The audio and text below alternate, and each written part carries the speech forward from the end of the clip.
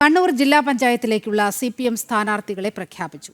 ജില്ലാ പഞ്ചായത്ത് മുൻ president PP ദിവ്യയ്ക്ക് സീറ്റില്ല.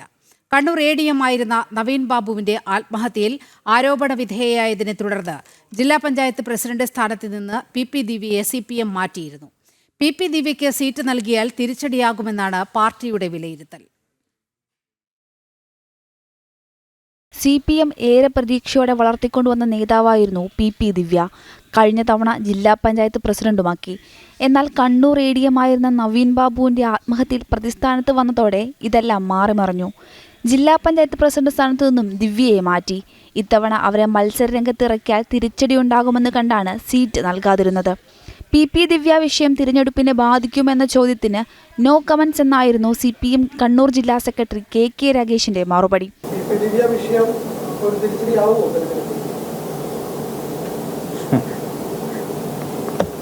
No comments.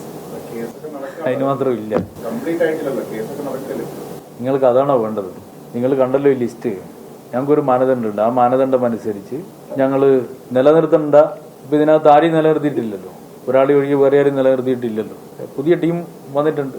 വരുന്ന സമയത്ത് പഴയ ടീമിന് എത്ര ടേം മത്സരിച്ചിട്ടുണ്ട്, എത്ര ടേം വിവിധ സ്ഥാനങ്ങളിൽ വന്നിട്ടുണ്ട് എന്നൊക്കെ പരിശോധിച്ചിട്ടുണ്ട്. അതിന്റെ അടിസ്ഥാനത്തിൽ ഒഴിവാക്കിയിട്ടുണ്ട്. പുതിയ ആളുകൾ വന്നിട്ടുണ്ട്. കല്യാശ്ശേരി ഡിവിഷനിൽ നിന്നായിരുന്നു PP ദിവ്യ ജില്ലാ പഞ്ചായത്തിലേക്ക് കഴിഞ്ഞ തവണ തെരഞ്ഞെടുത്തത്.